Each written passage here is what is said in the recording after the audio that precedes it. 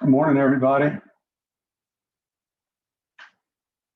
Let's wait a couple more minutes. I've got my time at 10:32, but we don't have a quorum yet, and I hope others are joining us. Can you hear me, Wade? Yes, you're unmuted now. Yeah.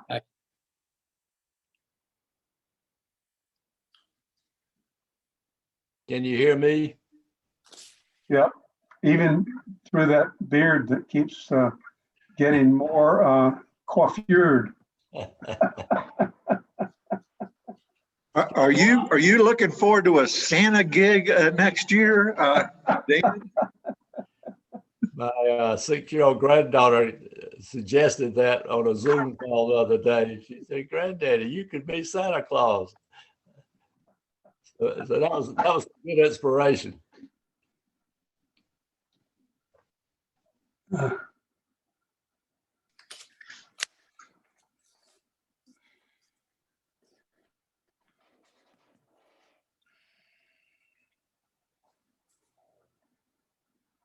Good morning. Morning, Scott.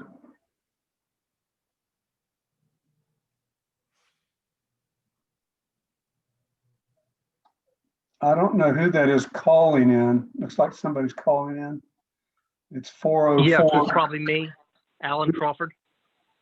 Oh, hey, Alan. How are you doing? Fine, thanks. Good. One moment. I've got Mary Roderick texting me for the Zoom link, so I didn't realize that she did not have that. So let me just send that to her.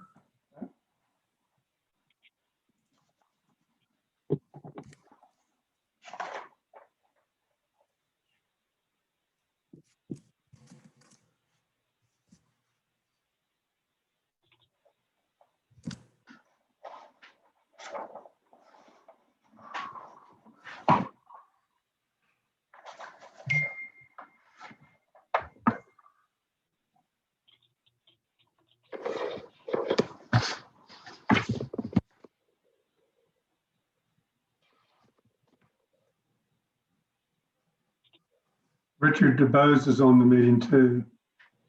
So, I don't see him though, but he says he's on the meeting.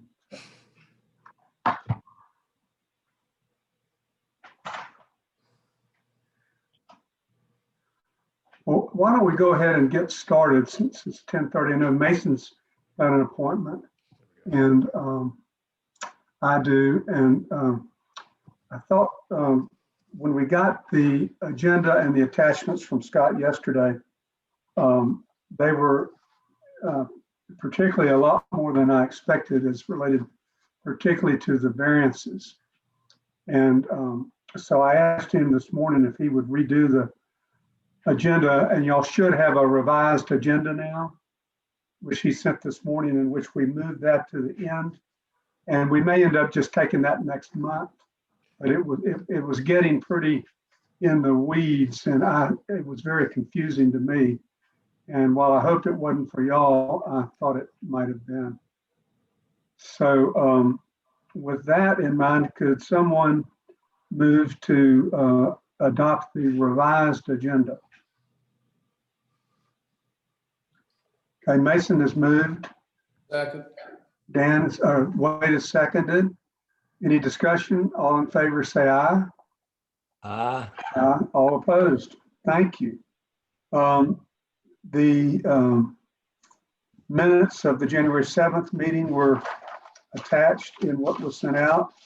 Are there any corrections or additions? Is there a motion to approve them? So moved. Second. Dan moved, Mason seconded. All in favor, say aye. Aye. Aye. All opposed? Thank you. So let's move right into the vested rights decision and the recommendations. I had asked Scott to include, which he did, a series of email communications, which really started with Susan Taylor Rash responding to us, probably 10 days ago now, with what we had requested her to look at in section 510.58. Y'all will recall that had to do with vested rights on conditional zoning, and she had wanted to check the statute, and there was some confusion about it. She did. She apologized for how long it took her, but she said the year end was just awful for her. So she did. And Bill, if you like, I can bring those notes up on screen if you want to talk from those at all. And I should note, Susan should be joining us shortly. She noted that she had a 10 a.m. appointment that was maybe going to run a little long. Right. Yes, she had told me that. Does everybody have them, or would you like them put up on the screen?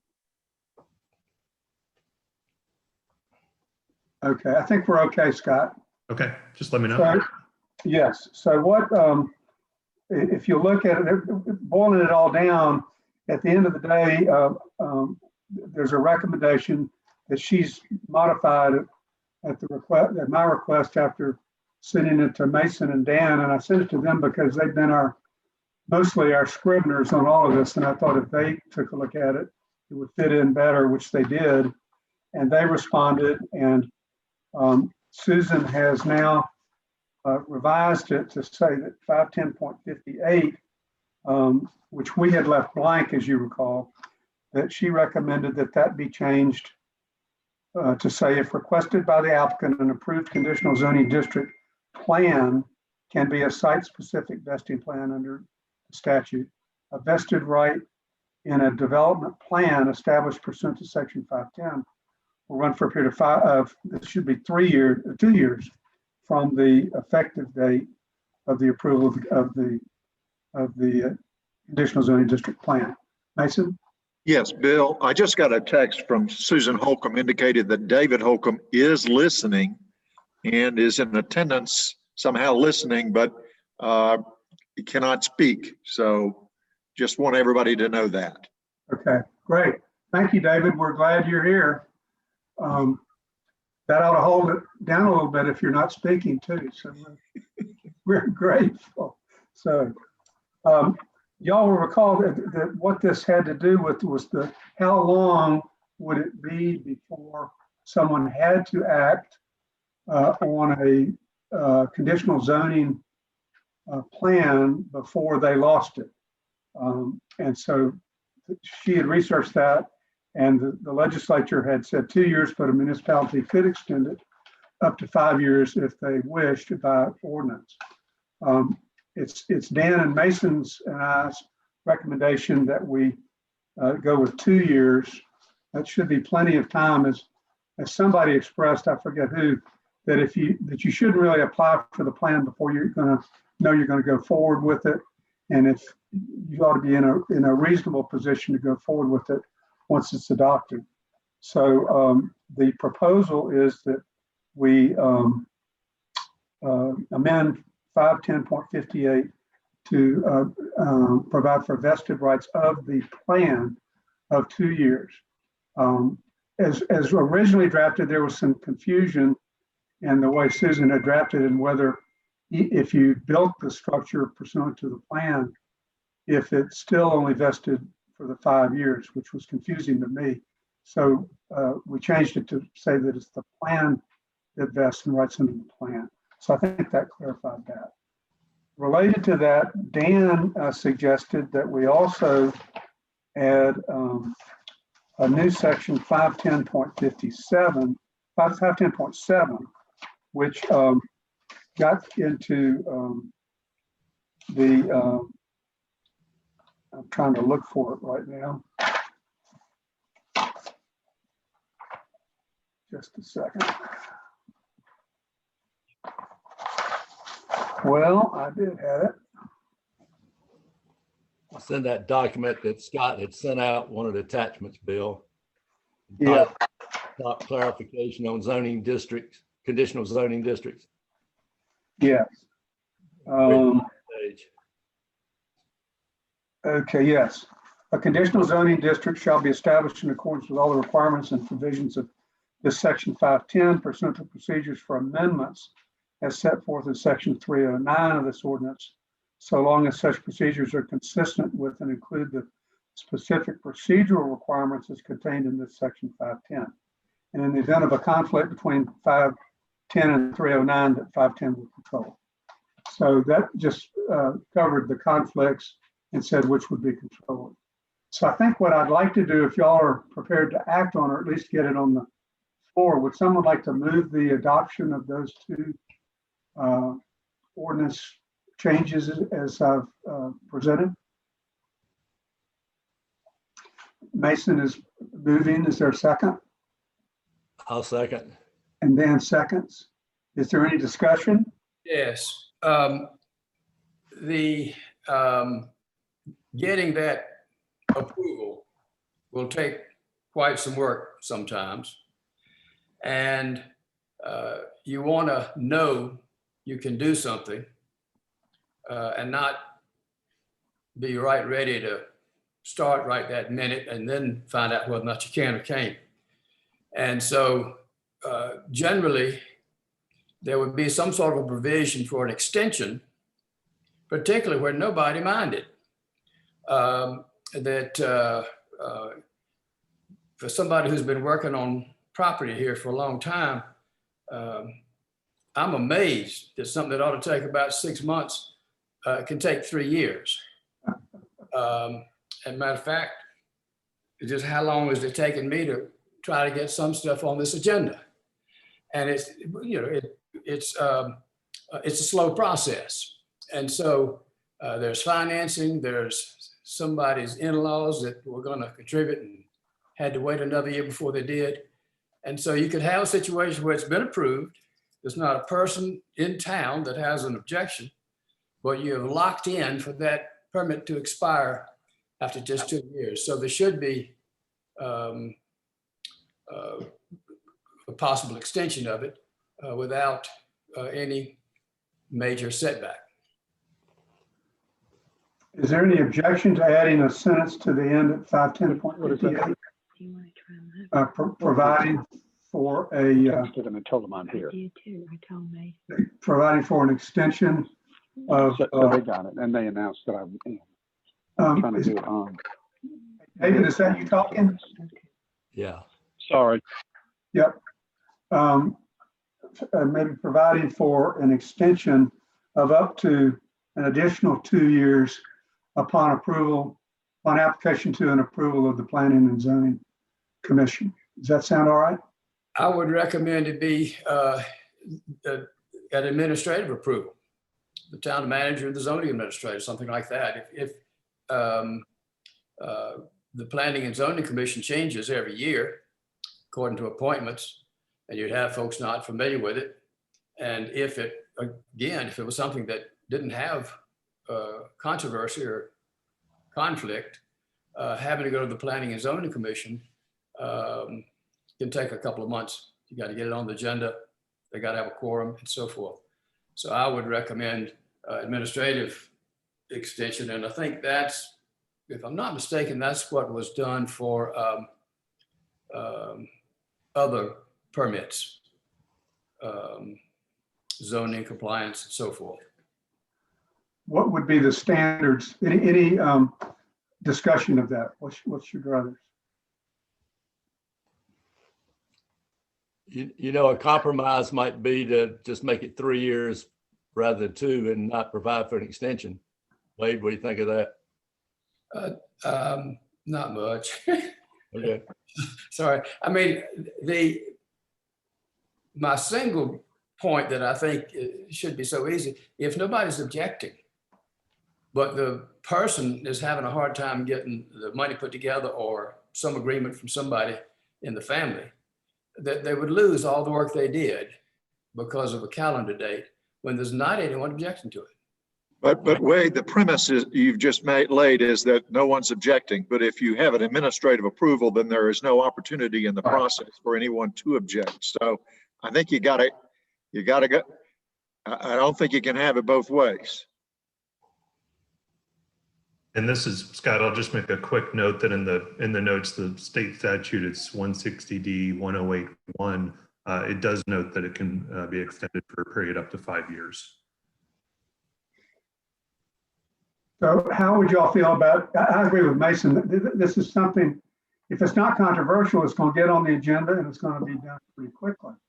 but citizens ought to have a right to know what's going and then have a right to comment on it. The Planning and Zoning Commission was charged originally with making the conditional zoning, and they should be the ones to change it or extend it. So I would be in favor of having the Planning and Zoning Commission be able to extend it for up to an additional 2 years. And Bill, if I could make one quick note, for a conditional zoning, the initial review of it would be via the Planning and Zoning Commission, but the final approval of it would be legislative via the Board of Commissioners, the Town Board of Commissioners. Sure. Do you think that would be the case in terms of a extension also? That's more. My quick understanding of the way that it is structured is it is basically the initial change from by right zoning to conventional zoning is a legislative act, and that's to the Board of Commissioners.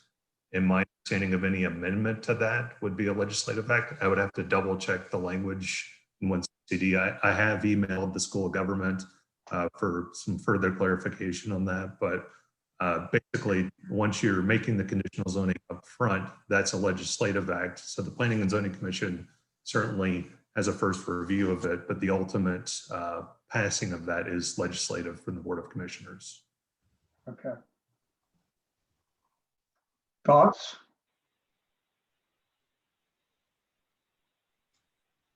Well, it seems to me then we could have the extension by recommendation of the Planning and Zoning Commission and approval by the Board of Commissioners, and that would do it. Okay. For up to additional 2 years? I guess say for an additional 2 years. And then I guess they could go back and extend it again because it would be legislation if it came up again. So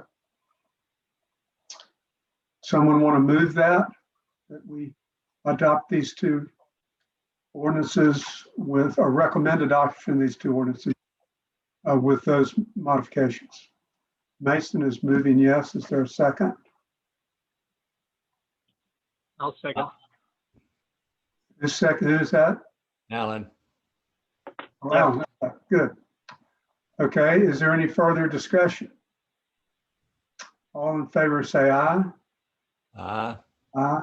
All opposed?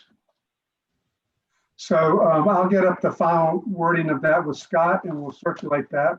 But if anybody has a point about it, let me know and we can take it up again, but I hope that we don't have to consider this again. So, thank y'all for this. Scott, anything else on this matter? Not on my part, unless you all have any further questions. Okay. Thank you. Well, is Mary on with us yet? Oh, there you are. Yep. Scott, you want to introduce this and let Mary take it away? Sure. So first off, just in case you have any confusion, Mary and I are one and the same, at least via Zoom. I sent her my Zoom invite so she could quickly get on. So she may appear as Scott Adams as well. The agenda item that we're speaking on is the issue of stormwater, and I'll just make note that I am actually not going to present today only because I'm still waiting on some further clarifying information from Buncombe County in regards to really being able to give you all the clearest and most consistent information on when and where state standards apply versus when Montreat's standards can apply. The quick understanding I have now is that because we are an MS4 community, that's an acronym for Municipal Separate Sewer System, that is a separate permit, and therefore that can technically be a separate set of regulations than baseline state regulations, which are for state permits. So that's a quick explanation of where I'm at in terms of my gold digging pits. I'm hoping to gather enough tailings together for the next meeting to present you with an actual gold bullion bar of an answer. So, and with that, I'm going to let Mary jump over to some specifics that I know you all have been interested in relation to Blue Earth Engineering's study for I'm going to convolute the term of it. I think it's the steep slope stormwater study. essentially looking at what I've often seen termed, I may be naming it incorrectly, district stormwater solutions. So essentially finding areas of right-of-way or common shared space for stormwater treatment, both for quality and certainly for quantity, as that's an issue with a lot of water moving down the hillsides. So with that, unless you all have any questions for me right now, I'll let Mary jump into her part. Thank you. All right, so I'm gonna give Scott some kudos. He has really dug into this stuff. I mean, the note he sent to Nancy Watt for today, man, that's in the nitty gritty. So Scott has learned a whole lot about the state, county, and of course in relation to your local regulations. And he's asked a lot of good questions of Victoria. We've had 2 conversations with her and with Buncombe County's Erosion and Sediment Control Officer. And they've agreed, you know, it's complicated. Like she said, you know, we've spent weeks debating and discussing on some of these different things. They are looking at updating their own ordinance, but as Scott pointed out, because you are an MS4 community, you actually can do whatever you want. It just can't be less than what the state requires, but you can do more. Now I know that, you know, you're kind of debating your standards and what they should be, but I just want to say Scott has done a lot of work on this, and it is deep and it is difficult. I think he is very close to having some real clarity. Yes. And when Nancy, I'm sure Nancy will follow up. She's excellent and can provide probably some good answers to your questions, Scott. Right. And just for everyone's clarification, Victoria that Mary referred to, that's Victoria Hoyland. She's the relatively new stormwater administrator for Buncombe County. She's also just a good wealth of knowledge on all things post-construction stormwater. And we also spoke with Jason Guest, the erosion control officer for the county, and it's definitely relevant to speak with because the town defers to the county for their erosion sediment control ordinance. Yeah, that's right. Yeah, and Victoria is an engineer, is her background. So anyway, more information is coming. And I would say the same for our steep slope stormwater concept plan. Marshall and Tim have asked us, which my colleague Don is in the process of preparing, to put together kind of a detailed set of map layers, which will also include your public right-of-way, publicly owned properties, you know, looking at where kind of these district-oriented solutions will go. But Tim and Marshall are actually also working on suggestions for homeowners that aren't these very expensive vault solutions, for example. They are researching in the context of another project something called disconnected impervious surface options. And so there will be both these, you know, ideas around kind of district stormwater management, as well as things that homeowners can do that are less expensive than the large vault systems. They've asked, and I'm just, that's something I'll be doing when John provides me his set of kind of GIS layers, this, you know, your parcels, your roads, the hydrography of the community. We have the stormwater system already mapped. I'll be adding to it. Right now, our map only has a couple of issues that they found out in the field related to erosion, just in 2 areas actually. And I'll be adding as well as I can create a kind of a spatial, you know, reference for it.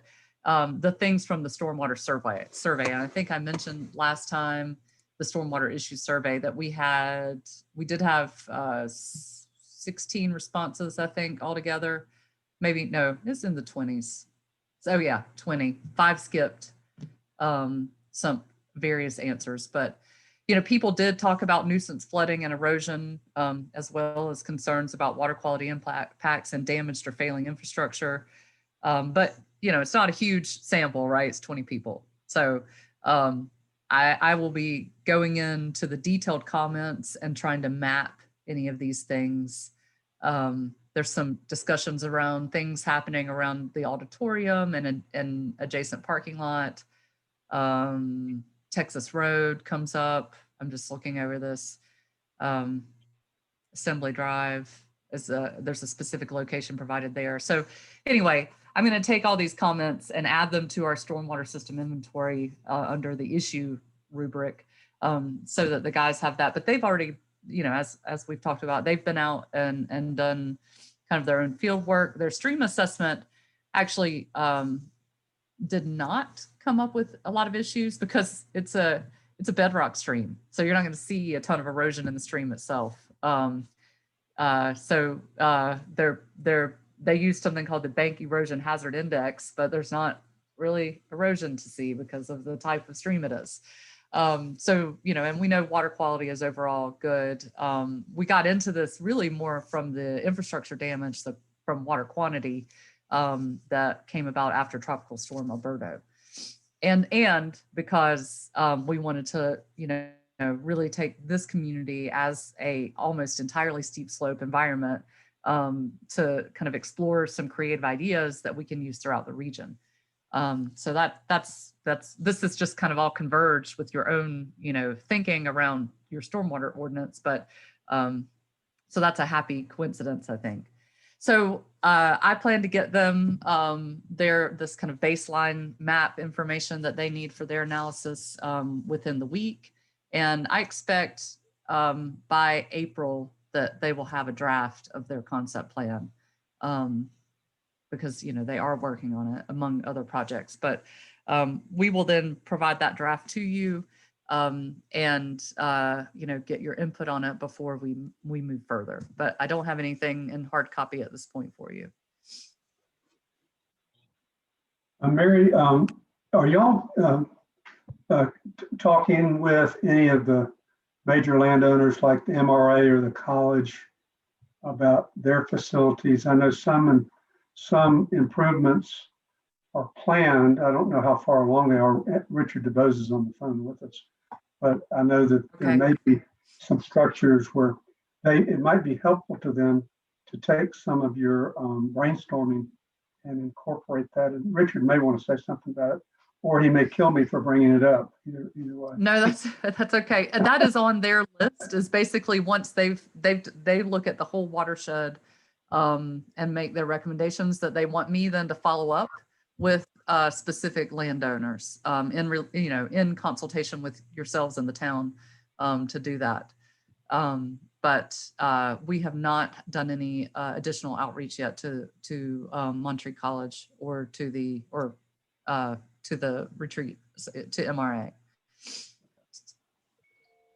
So yeah, if they're already doing things, I would love to know about them. Okay. And also, Wade had made some suggestions on the location of some, I'll call them shared structures and basins. Right. And I think you'd already said that those were something y'all were going to be considering. That's right. They've got those. Exactly.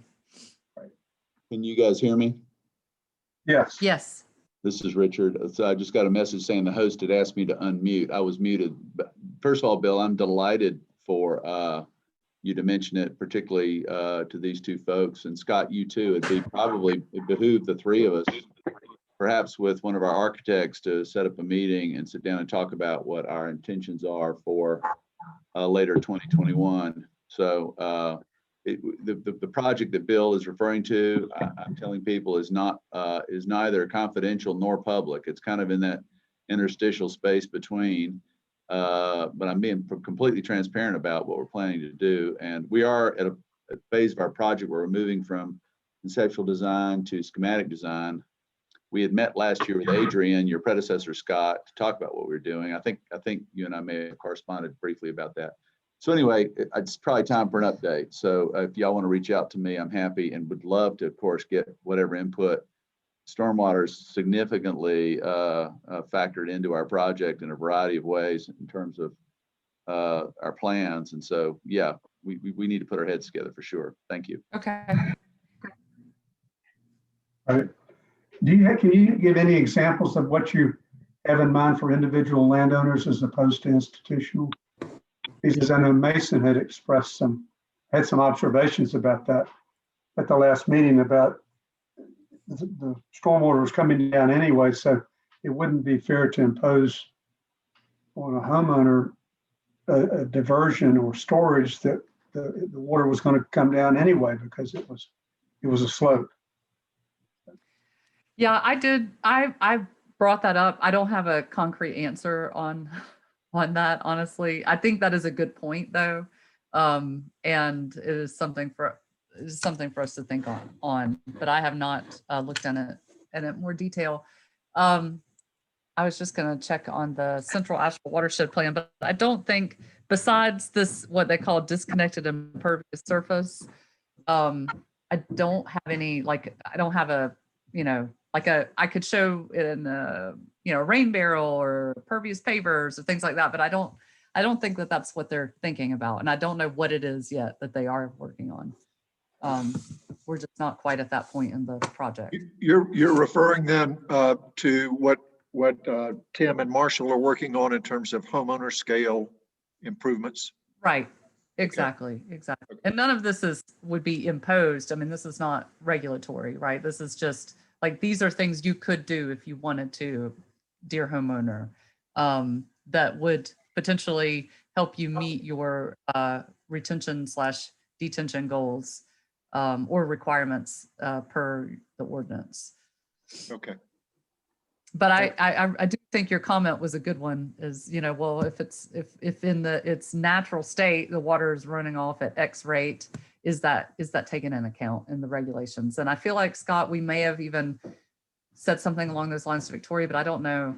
I can't remember right now what her answer was. That's definitely part of the sticky wickets I'm trying in terms of an answer. Yeah. Okay, any other questions of Mary? Actually, Mary, I had just a quick question. So the term of art they're using is disconnected impervious surfaces. Is that right? Yeah. Okay.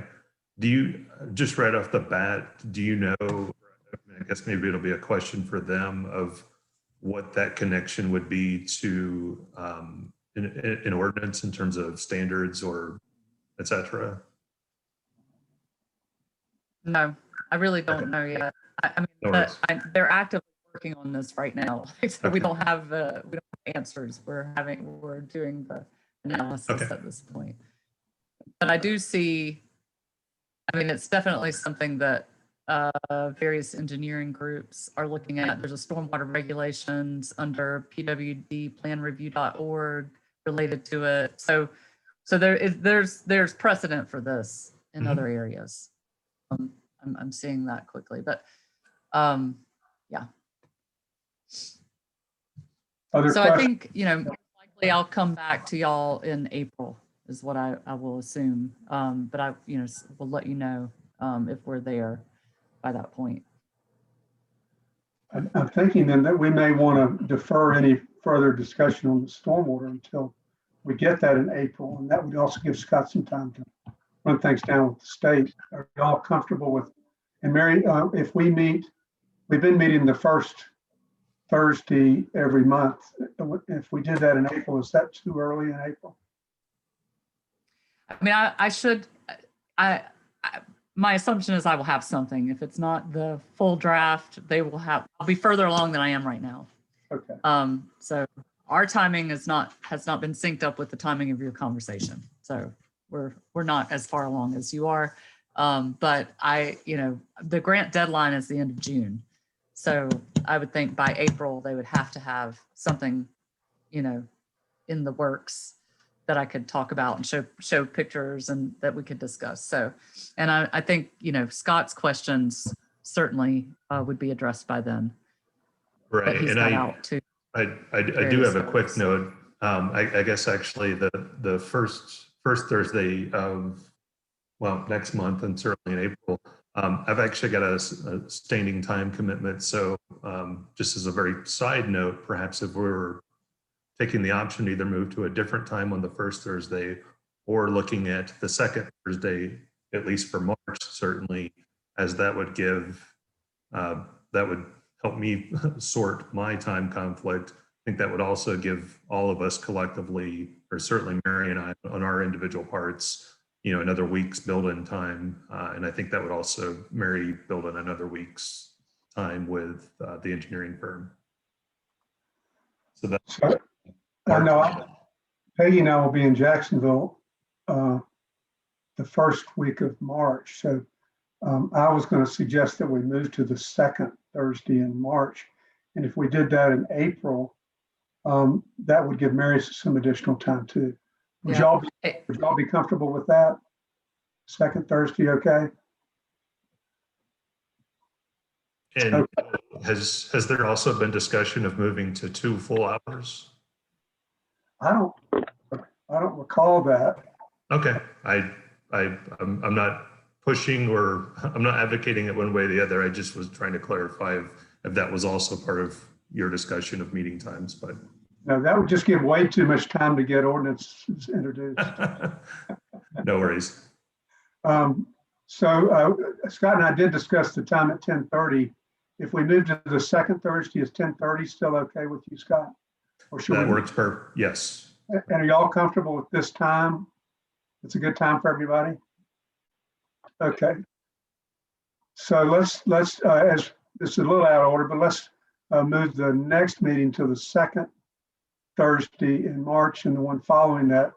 We could just switch. Why don't we just switch to the second Thursday of each month, and that'll make it easier. Although, is that when the town council meets also? So, well, we'll see how that plays out. Let's just change that for March and April and see how that works.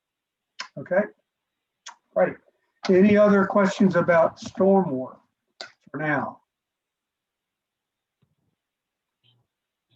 Mary, we want to thank you for your attention to us and your helping us. At the end of the day, I think this is going to be something that Montreat citizens are going to be very appreciative of. So, Absolutely. Happy to do it.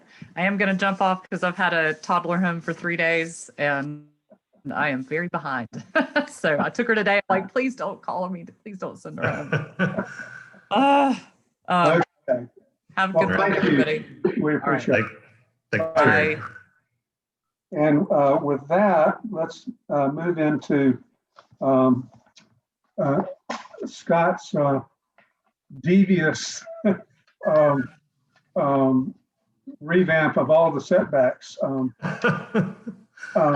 When I got those out, it was very confusing as I told Scott this morning, and it's going to take a lot of time to get into it and really think about it. So I said to him, why don't you just sort of introduce it and tell us why this is coming up. Susan had explained to me that the town was having some issues on particular, or some difficulties on particular issues that maybe we could make it a little easier for the staff, which is why this came up. And so Scott, why don't you just sort of give us some background on this, and we'll plan to take it up at the March meeting in more detail. And I'll Sure. just tell you, if any of y'all have particular questions about particular places or suggestions, then please feel free to get with Scott. Okay. So how much time do I have? We've got about 20 minutes. Okay, that's fine. So first off, I want to apologize for the information dump yesterday. It is definitely my working goal to get out agendas and agenda items sooner than the day before. I'm working for the town 3 days a week. So my proposal for Thursday meetings, and I'm working Wednesday through Friday. So my proposal is to try and work toward a goal of getting out agenda and anything the Friday before.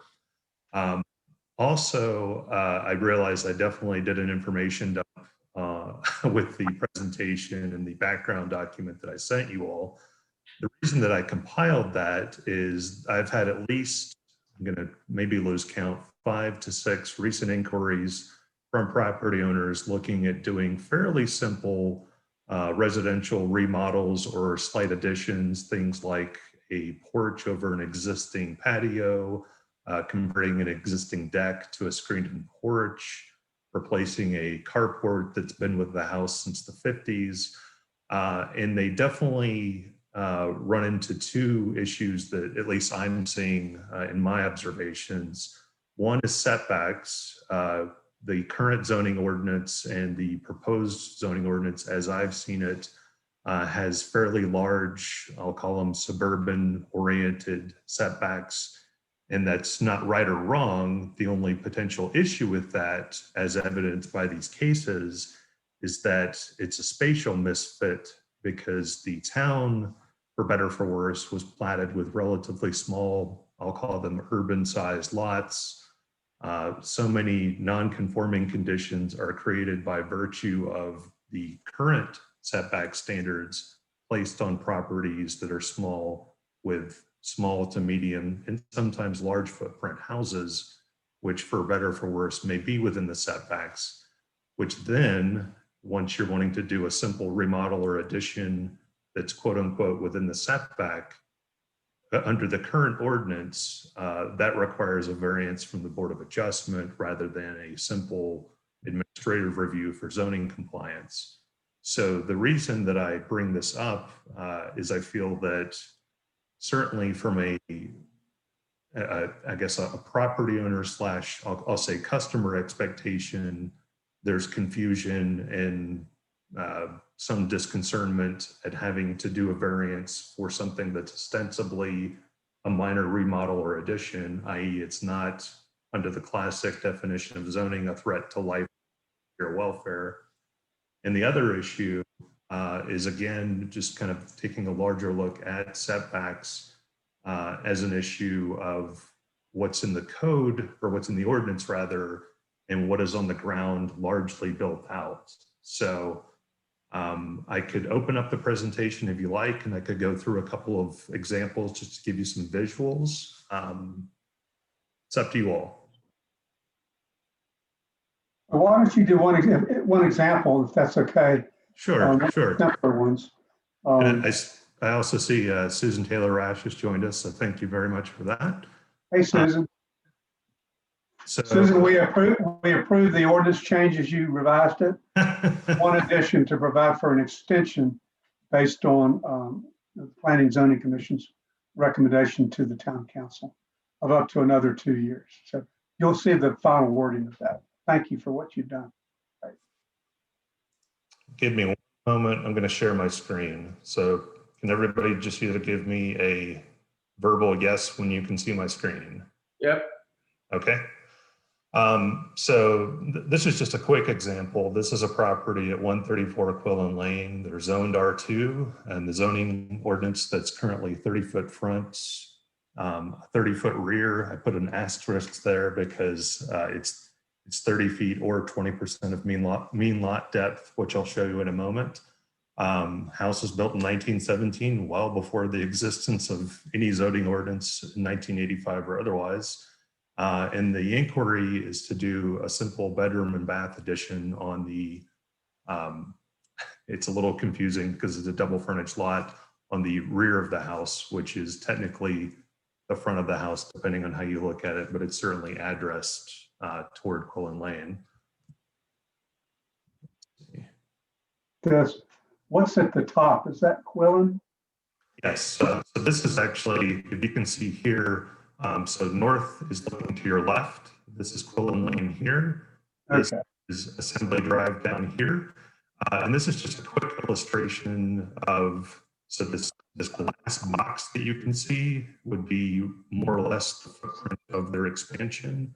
This is their existing footprint. I just took this off of the county property records, basically just extruded it 12 feet tall. Those are outlying porch, or it's a front porch there. So the basic question is, the black lines on the outer edges are the property lines. This line right here, starting in the red, is under the existing setbacks. And so this red-orange color is the current legally buildable area per setbacks in the zoning ordinance today. If you were to explore a more, I'll say, contextual setback of 15 feet, so that would still be from, if you can see my mouse, 15 feet back from the property line, this blue zone would be within the, or I should say the front of this line would be 15 feet back.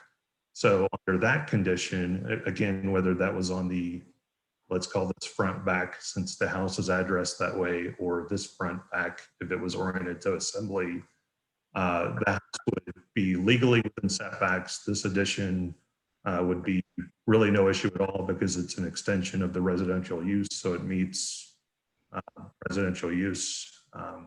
So it's basically, it's a spatial constraint problem to potentially solve that I'm offering for discussion.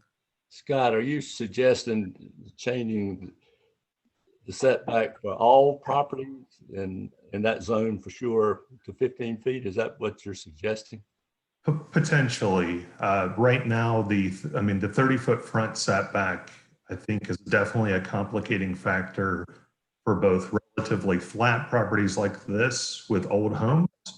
And then in a related conversation, the steep slope ordinance, that, a 30-foot setback on a steep slope definitely entails a good bit more site disturbance. So I know that's another parallel question that has come up. But on a steep slope, they would get a reduction anyway, wouldn't they? yes, well, there's a clause in there, but I guess the basic issue is if you simplify setbacks across a given zoning district, and I'd also sent another document, which we can certainly talk about at a later point. I just titled it Simplifying Montreat Setbacks because I did a walkthrough of every setback related rule that I've been able to find in both the existing ordinance and the proposed ordinance. And it can be a bit tricky to navigate at times in terms of clarity and direction, both from a staff interpretation and administrative standpoint, but also from a predictability standpoint for a developer or property owner. Scott, one other comment before we leave this Quillen Lane example. Looking at your diagram there, it appears the houses on either side of it are at least as close or closer to Quillen Lane than the house in question. And our new proposed ordinance is section 609 that would provide relief for that, which I think would allow that screen porch or whatever it is they're proposing to be built without any problem. Right, there is, and I'm just going to colloquially call it the contextual setback clause. And yes, I did cite that in my document, and that's a very common approach for older developed areas. I think the issue, though, at least in terms of having a 30-foot beginning standard versus really trying to adjust the standard to reflect the majority of the built environment of the town, can still create problems like this, where you may not have the luck of your nearby neighbors or houses being as close to the property lines. I hear that, but I guess that goes to the philosophical basic question: do we want a 15-foot setback throughout the town or a 30-foot? And that's the discussion to have. I remember we really took this up in the context of Maryland Place, as I recall, and there was a lot of opposition to reducing the front setback line for, I think a potential buyer had wanted to build something on the two lots that needed the reduced setback, and that provoked a lot of controversy. I'll politely submit that I think it's honestly an issue of fairness and consistency. If you are quote unquote lucky enough to already have an older home that was built before the existence of any zoning, then you've lucked out in its relative location, or you could be blessed and cursed by its location. In this instance, you're trying to add something. In terms of new development, and I'll just run through a handful of these, I think that brings up it's a fundamental question of fairness, particularly for unbuilt lots, which under all physical considerations are buildable and constructible. I don't have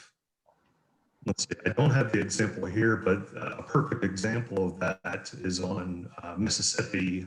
There's a property owner that is about building a home. There are existing homes that are also all over and within the existing zoning ordinance setbacks.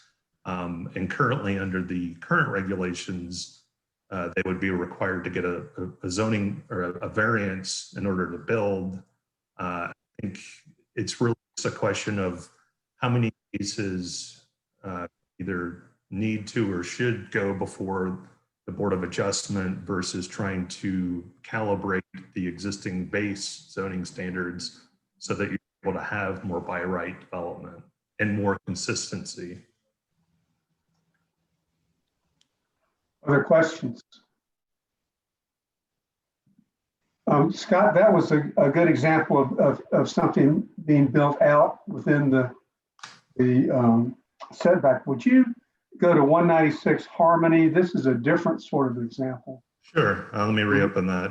where you've got a deck or a patio or something. And Yeah. what the owner wants to do is to build it up, not expand it out, but expand it up. And the question of whether the word expansion applies only to horizontal expansion or whether it would include expanding it upwards to include walls and a roof. Right, so this is I'm just going to show this as just another quick example. So the homeowner has an existing concrete patio on the rear of their house. They want to put a roof over it. So what I'm calling a vertical expansion, there is no planned horizontal expansion. However, and I should also note the house was built in 1982, 3 years before the town's first zoning ordinance. So again, it's a non-conforming existing house that, for better or for worse, is sitting within the current zoning ordinance's setbacks. I'll also make another quick note here that this is a corner lot, and under the current standards, corner lots, for better or for worse, are penalized by 2 front setbacks, rather than 1 front setback and 2 sides. So in this instance, the current base zoning, I showed this. That's actually correct because that's 50% of the 30-foot front. But the basic issue, and it's Susan may want to jump in on this, it's the question of uses that are currently considered non-conforming, whether it's a non-conforming lot or a non-conforming use or structure.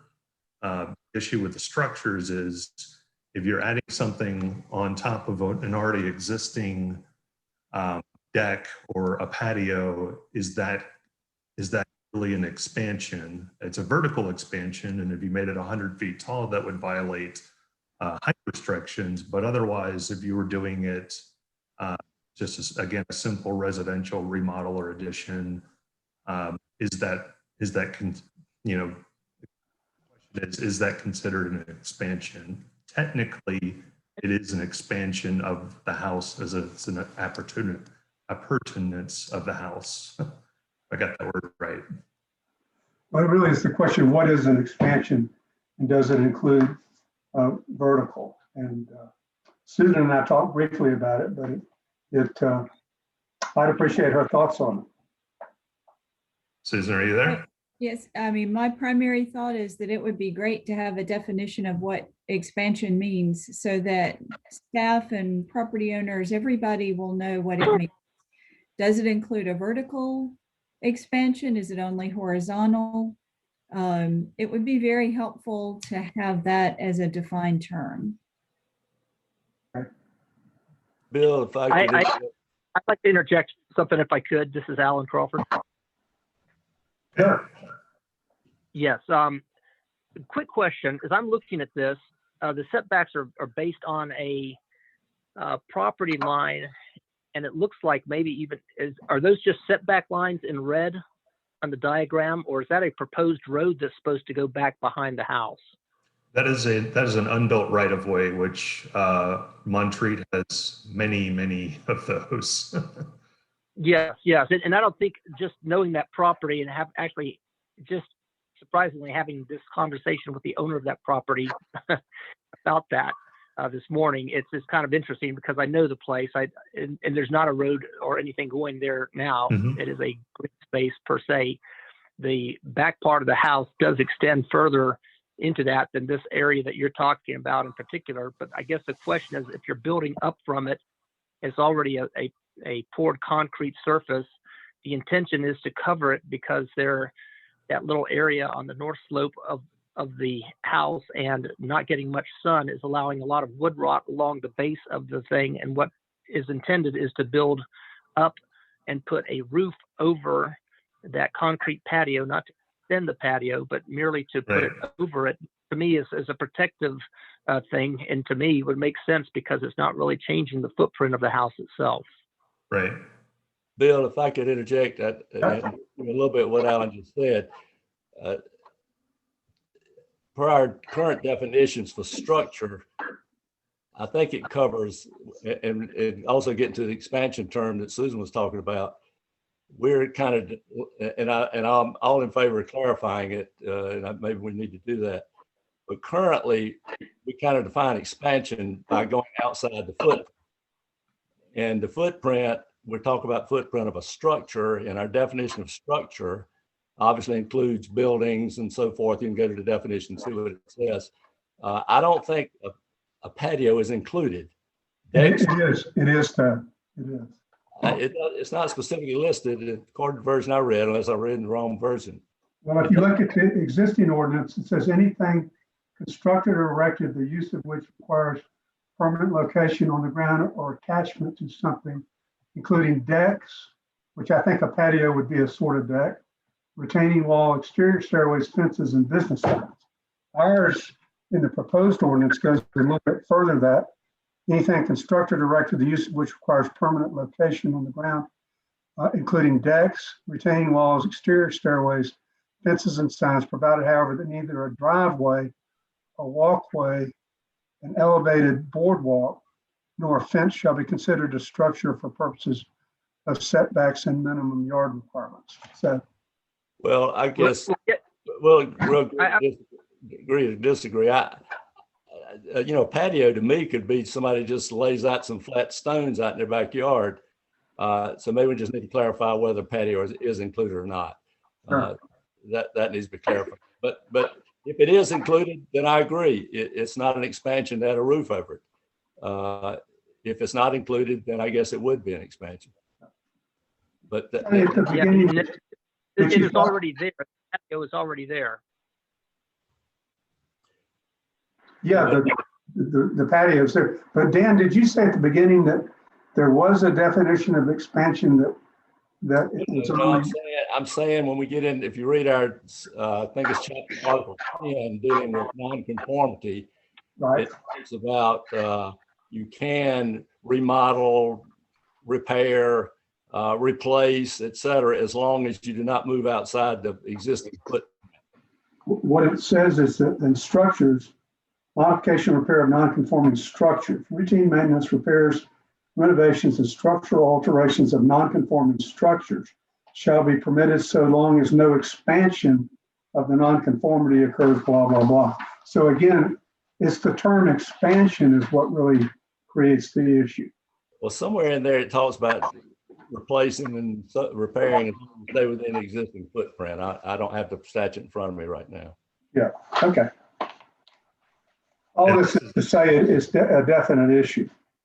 Yeah, and I'm just showing on the slide here, this is another issue. This is a corner lot on Virginia Road where you're looking at the photo here. This is an existing deck that essentially they want to go up with to build a screened-in porch.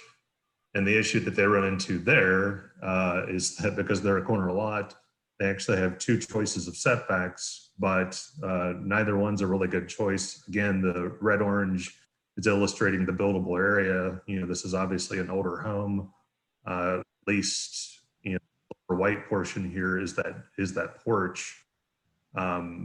So it's, maybe at least under the current setbacks, a portion of that porch would be allowed to be expanded with no variance. Again, just going vertically expanding within height limits and all other elements of the zoning ordinance.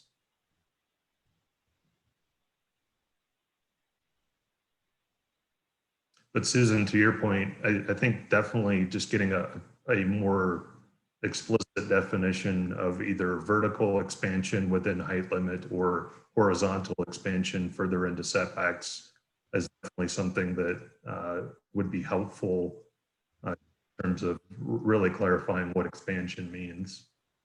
And I think as a part of that, we probably also need to clarify what is the footprint or existing, does that include, it specifically includes decks under our new proposed condition.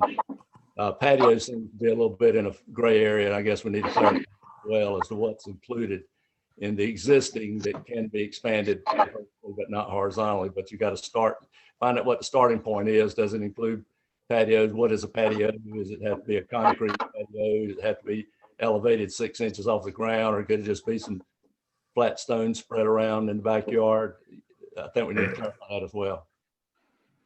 And then again, there is the larger issue of setbacks being calibrated to the majority of the lot sizes within town. If you had somewhat smaller setbacks, this would largely be a non-issue. I agree. The portion of the ordinance that talks about footprint is if a non-conforming structure is damaged by fire or natural disaster, it can be repaired as long as the footprint's not increased. But we don't have similar language for just, putting, if we're putting, does that include putting a roof over a concrete patio, or does it include converting a deck to a screen porch? That's the piece of it that we're missing. Yeah. Okay, well, to me, this has been a helpful discussion, Scott. At least it sort of frames it. And maybe we can agree to get into this in detail. Susan, we've decided to have our meeting next month on the second Thursday at 10:30. So it would be March great. 11th. On March 11, right? If you could be with us. Okay. Are y'all comfortable with doing that? And this, let's really take a opportunity to study. I was pretty confused by it, so I probably want to sit down with Scott and go through it before the meeting, and y'all may want to do that too. So. One of the, this is Wade, one of the things that Scott pointed out in his information, I believe, was that really in zoning, what you're looking at is a mass. The space you're protecting, so the patio doesn't create a mass, whereas the structure does. But then the next thing you have to look at is what are the existing conditions. And so the first one example up there, you have that patio. They want to put a screen porch over it. Well, that increases mass, but not as much mass as is already there. But it's mitigated by the fact that behind it is a right of way that'll never be developed. And so why do they need the setback distance from a line that nobody can see? Because you have that right of way that'll never be open. In addition to that, that unopened right of way is higher than the house with the patio. And so when you build a mass down and you have to look down to see it, then it's not so imposing. Whereas if it's on the high side, then it's can present itself as being imposing. And so if you don't understand the shape of the property, it's hard to make sense of the setback limit. And the setback limit's attractive in that anybody can see the setback and measure on a site plan what it is. But if we're trying to be fair, because these lots don't quite match this 30-foot standard, as Scott's saying, then we need to really understand in individual cases what it means. I asked a year and a half ago or longer, when I laid down a couple of times, the large 6-foot maps of all Montreat, streets and roads and everything. And I suggested that anybody could walk anywhere in Montreat and show me a particular house that offended them, that they wanted to be removed. because once whatever we have gets built and settles in and the plants grow, we're not generally upset by them, unless we're upset by who's living in them.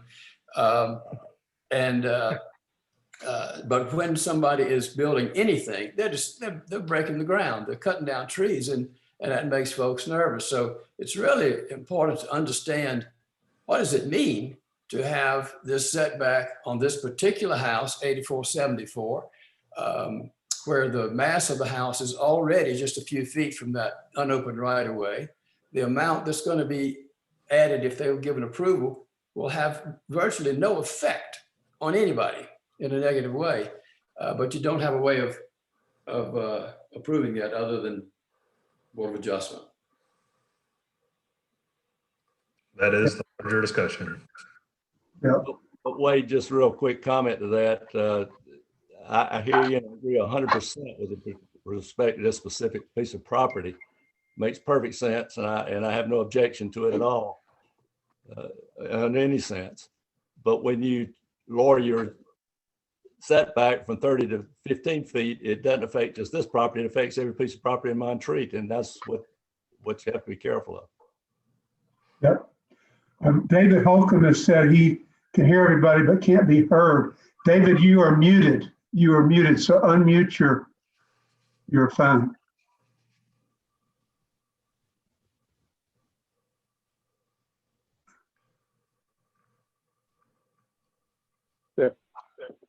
There you go. Did I do it?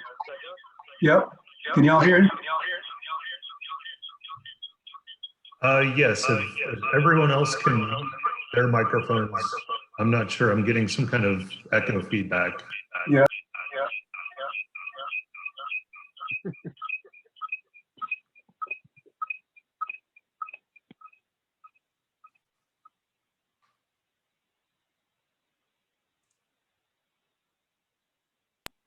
David? Yes. That's better.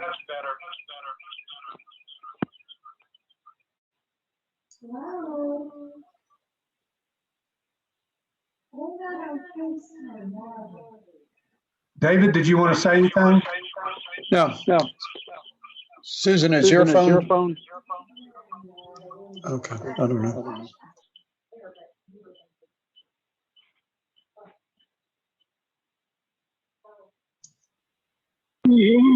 Bill? Yep.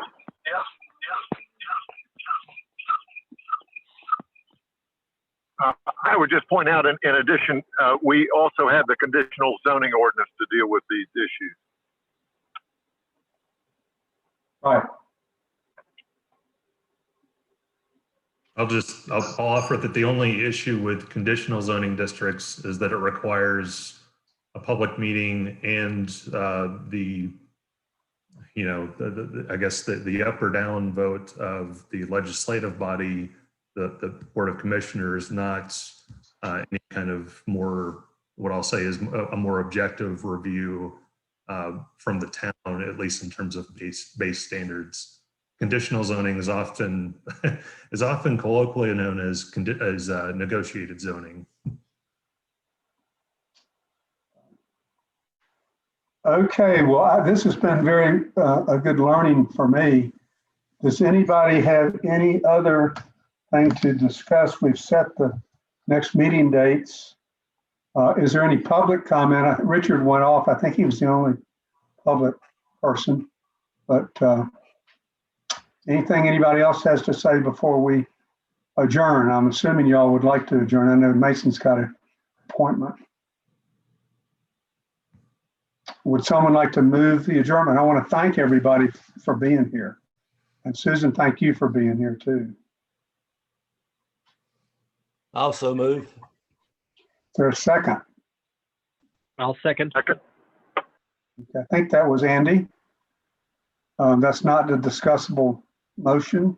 So all in favor, say aye. Aye. Aye. Aye. All opposed? Thank you. And feel free to call Scott with your questions And I think he'd be happy to sit down with any of us that want to do that. So Most certainly. great. And he and I'll put together the final ordinance. I'll run it by Susan, but I think we know what we want to do on the extension of up to 2 years. We will get that out so everybody can see what it is, and hopefully that we can then proceed on. So, Okay. great. All right. Well, thank you, everybody. All right. Thanks. Thank Right. you. Great. Have a good day. Y'all too.